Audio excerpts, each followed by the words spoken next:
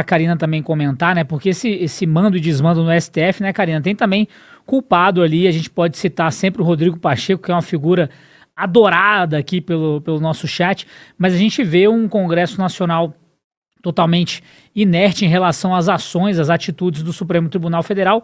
Essa mais uma agora, temos outras para comentar durante o programa, mas a gente não consegue ver um Congresso se movimentando minimamente contra essas atitudes absurdas do STF, né, Karina?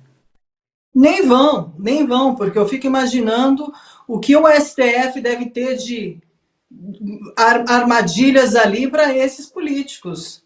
O José Dirceu é muito conhecido porque, como ele era um informante aí do Serviço Secreto de Cuba, o modus operandi era muito claro, né? Levavam aquelas pessoas para o hotel, faziam imagens e tudo mais, e depois usavam essas imagens como motivo de chantagem. Isso já é uma velha tática soviética que eles usam para ter o poder e ter essas pessoas no cabresto. Isso eles já é uma coisa histórica, que todo mundo sabe que isso acontece, sempre aconteceu. Agora, imagino que esses ministros não devem ter aí nas mãos provas e instrumentos para, enfim, fazer cair essas pessoas em 2 minutos. Então, o jogo é sujo. O jogo é sujíssimo que nós estamos vendo. Agora, essa história aí que eles falam que podem, né, ter parentes, sim, até em primeiro, segundo grau, trabalhando, eles só estão legalizando o que sempre já teve. Aqui não tem nenhuma novidade, né? A gente não tem novidade nenhuma nesse sistema aí. Sempre aconteceu dessa forma e está agora continuando a ser, porque agora relativizou tudo e está tudo bem. Tá tudo bem. O Alexandre de Moraes, casado com Viviane Bart, que também é advogada e também trabalha diretamente no escritório de advocacia, onde as maiores ações e causas e processos que eles têm ali na mão dentro do escritório da Viviane Bart passam direto na Suprema Corte. Alexandre de Moraes tem os 3 filhos dele, que também, duas da menina, uma delas é advogada também, que trabalha também dentro do estúdio da família, que também tem relações direto com a Suprema Corte, com o Supremo Tribunal. A gente tem Cristiano Zanin, que é casado com a Valesca, né? A Valesca Zanin, que também é filha de Roberto Teixeira, que foi advogado histórico do Lula. Isso daqui, do que a gente está falando? A gente está falando de coisas que acontecem, sempre aconteceram e continuarão a acontecer. Continuarão a acontecer até que todo mundo aí aceite. Né? Tá todo mundo aceitando, vai passando a boiada, porque o povo está deixando que tudo aconteça mesmo, então vamos colocar aqui. Mas isso não é nepotismo. Imagina, isso daqui não tem nada de nepotismo. Existe um aparelhamento claro, ideológico, de que passa de pai para filho ali dentro, família com família. Existe ali um conglomerado de pessoas que estão completamente alinhadas com esse sistema, com esse regime. Como que podem considerar isso algo normal? Algo que não, tudo bem, isso não é considerado nepotismo, isso está tudo certo. Isso daqui não está nada certo. Não está nada certo. Agora a gente tem Cristiano Zanin, que é o ministro da Suprema Corte, casado com a Valesca, filha de Roberto Teixeira, completamente ligados diretamente a Luiz Inácio Lula da Silva, que decretaram fidelidade a Lula lá, desde o início. Ele foi o primeiro aí a falar de lawfare, né? Foi conhecido aí em Harvard para ir comentar sobre o lawfare que Lula sofreu durante esses processos que ele sofreu, que era algo injusto, imagina, fizeram lawfare contra Lula, né? Odebrecht, Petrolão, Mensalão, todos os maiores esquemas de corrupção era lawfare, não tinha outro nome.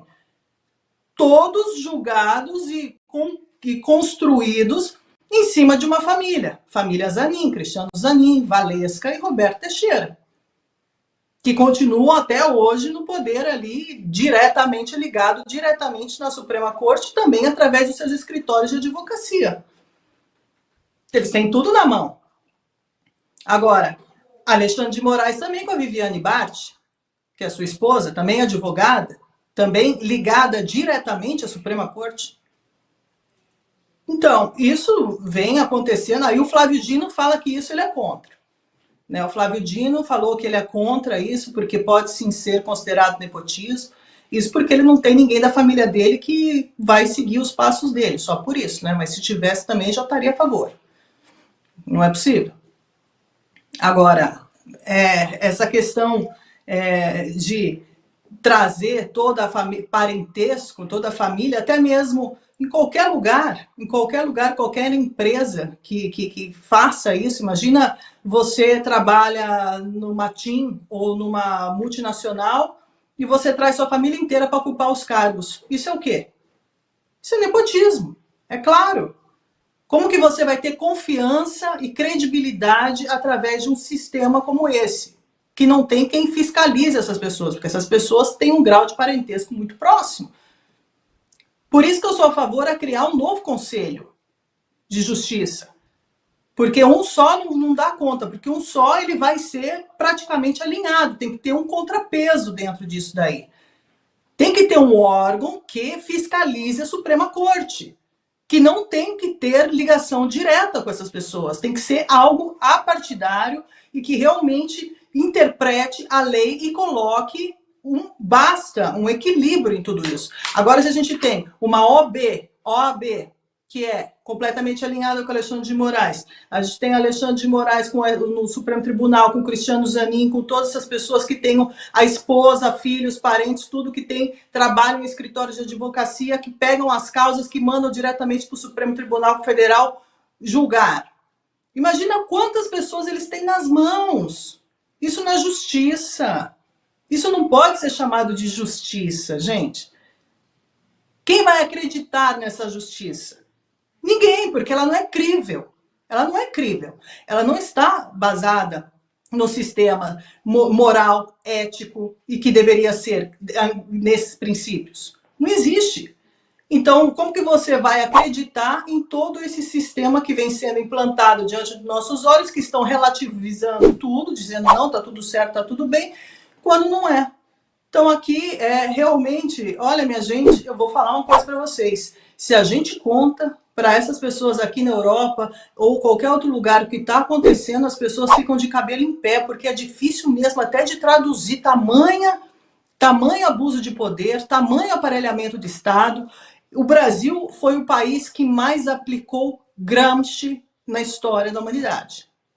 Perfeitamente. Ocupando todos os espaços, fazendo tudo que tinha que ser feito, trazendo família, trazendo parente, trazendo todo mundo comprado, todo mundo recebendo essa fatia dos 3 trilhões do seu dinheiro.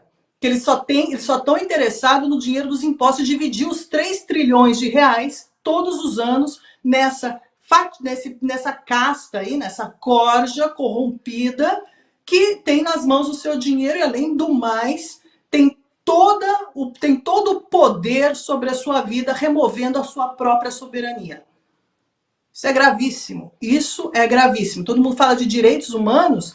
Direitos humanos aqui não existe. Não existe direitos humanos de forma alguma. Aí vai a gente levantar a bandeira aí para a Palestina, enquanto no Brasil está todo mundo sendo tratado dessa forma. Pelo amor de Deus, aqui não tem bomba caindo, mas tem pessoas morrendo o tempo todo, asfixiado pela bota do Estado. O tempo todo. E essa é a pior morte, porque é a morte lenta, é a morte perversa. É isso que eles estão fazendo.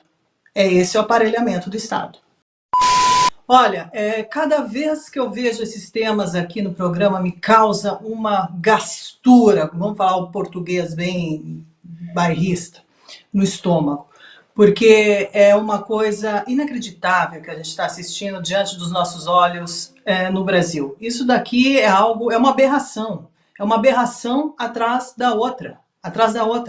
O Flávio Dino, se todos esses ministros do STF tivessem feito o seu dever de casa direitinho, que é só agir em cima dos autos, não falar fora dos autos e fazer o trabalho deles em silêncio, de forma apartidária, né, que não se envolva aí em fatores políticos, porque dentro da Constituição está escrito isso, minha gente.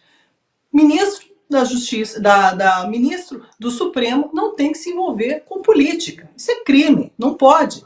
Então, eles estão superando cada vez mais, escalando cada vez mais as aberrações jurídicas que eles mesmos estão criando dentro da sociedade.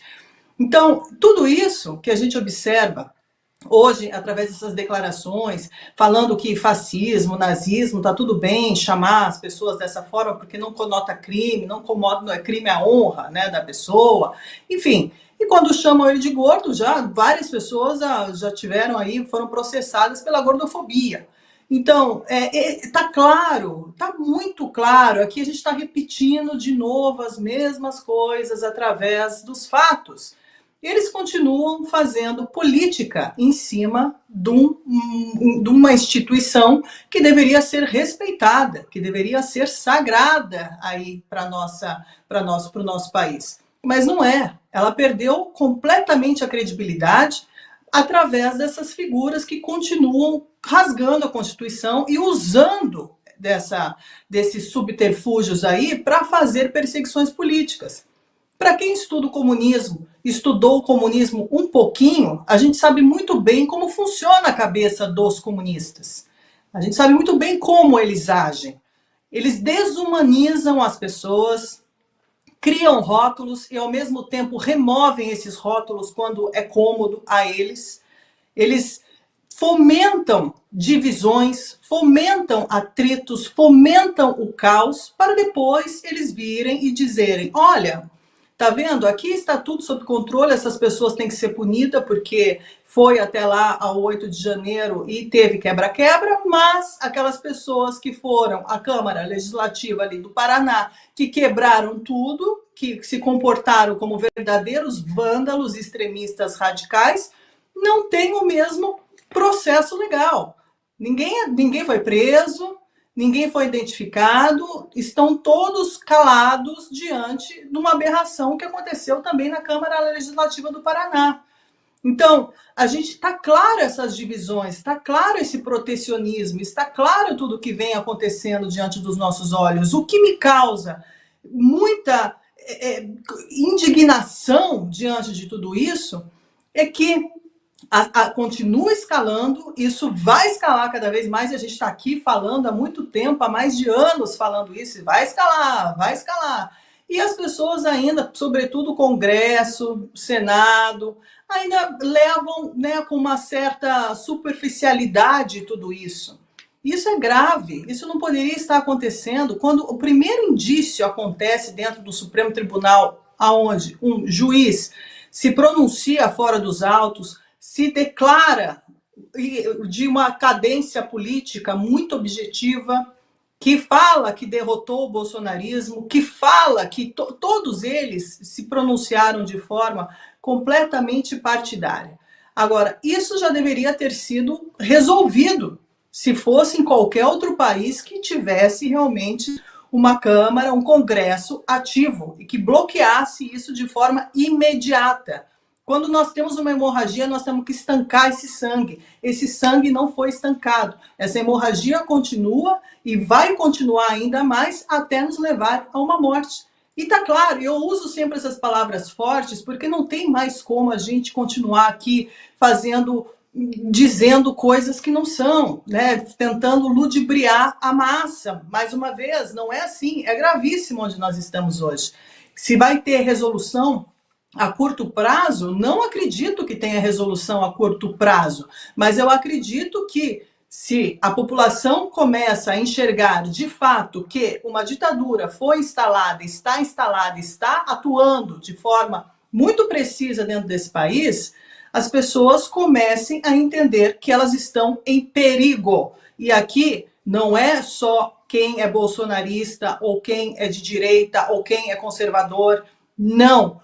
Todos, cedo ou tarde, serão engolidos por esses que ficam aí falando que não, fascismo não é crime, nazismo não é crime, não conota criminalidade, crime de honra, nada disso. Comunismo também não, tá tudo certo você ter essas ideologias, esses viés ideológicos, que isso desde quando o mundo tem, né? Temos isso daí, mas isso foi combatido.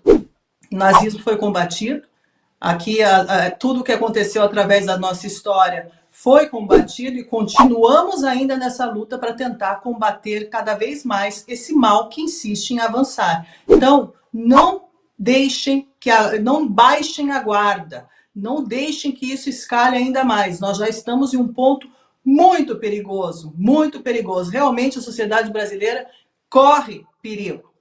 Todos corremos perigo. Mas para isso, nós precisamos, mais que nunca, de uma união popular e de pessoas que entendam a profundidade da situação que nós estamos hoje, todos juntos, sem exceção. Bom, e ontem, assim como a presidente do TSE, ministra Carmen Lúcia, o ministro Gilmar Mendes elogiou a atuação do colega Alexandre de Moraes por sua atuação à frente da Corte Eleitoral. Em entrevista ao site Consultor Jurídico, o decano do Supremo disse que o Brasil teve sorte em ter Moraes no comando da Justiça Eleitoral, abre aspas. Ele teve um papel singularíssimo.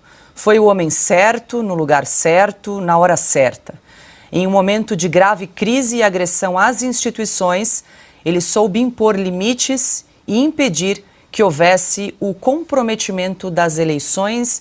Fecho aspas aqui para o ministro Gilmar Mendes. Carlo Cauti, muito boa noite, seja bem-vindo. A gente está trazendo aqui um trecho aí de uma entrevista que o ministro Gilmar Mendes concedeu ao site Consultor Jurídico, elogiando aí, fazendo uma análise da gestão do ministro Alexandre de Moraes à frente do TSE, que passou o bastão então ontem para a ministra Carmen Lúcia. Boa noite, Cauti.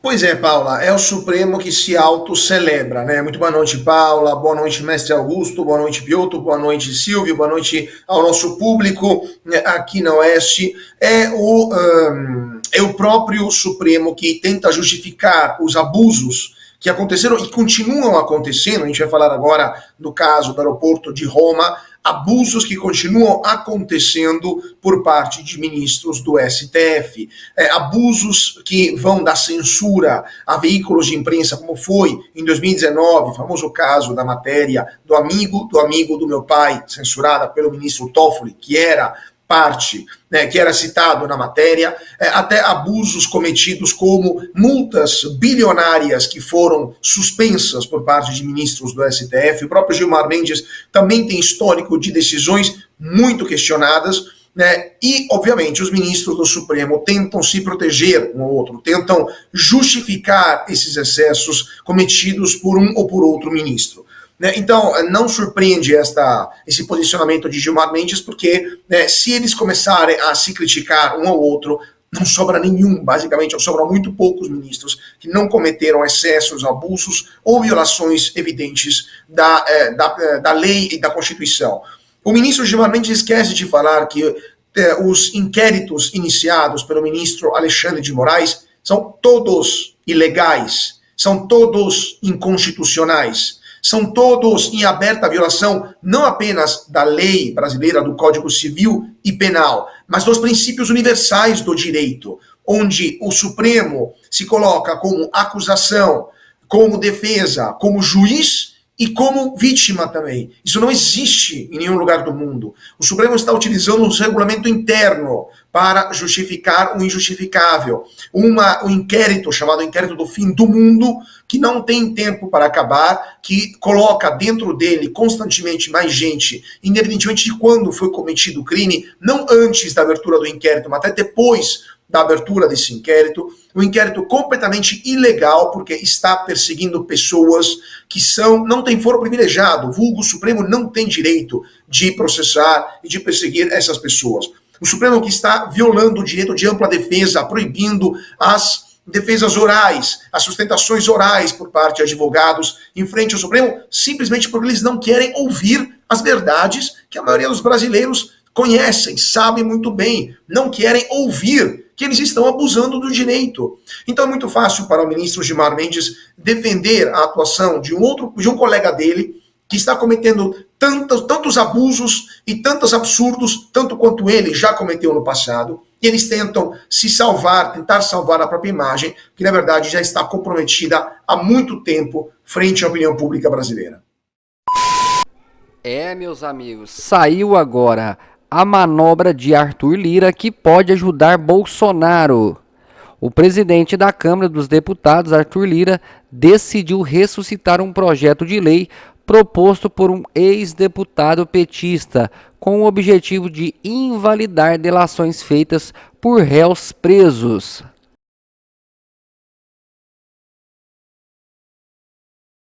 Segundo informações da Folha de São Paulo, essa manobra pode abrir caminho para anular a delação do tenente-coronel Mauro Cid, que implicou o ex-presidente Jair Bolsonaro em várias investigações conduzidas pela Polícia Federal. O projeto, originalmente apresentado em 2016 pelo ex-deputado Valdir Damos, do PT do Rio de Janeiro, que atualmente ocupa o cargo de secretário nacional do consumidor, tinha como foco anular delações de empreiteiros presos no âmbito da Operação Lava Jato, as quais envolviam o ex-presidente Luiz Inácio Lula da Silva. Agora, o principal beneficiário dessa proposta seria Bolsonaro. Somente da delação de Mauro Cid, ele foi acusado de participação em uma tentativa de golpe, falsificação de cartões de vacina e desvio de joias da presidência. Nesta quarta-feira, dia 5, os deputados foram informados de que Lira incluiu na pauta um requerimento de urgência para retomar a tramitação do projeto de Damos. Surpreendidos com essa manobra, os deputados do PT estão tentando convencer o presidente da Câmara a adiar a votação da urgência. Em uma conversa informal no café da Câmara, Lira teria ironizado o apelo dos petistas, dizendo: "Vocês eram a favor disso, agora são contra?" Meus amigos, o bicho tá pegando na Câmara, hein? Deixe seu comentário aí, a sua opinião, deixe o seu like e compartilhe ao máximo esse vídeo aí para mais pessoas. Eu vou ficando por aqui, um forte abraço e te espero no próximo vídeo.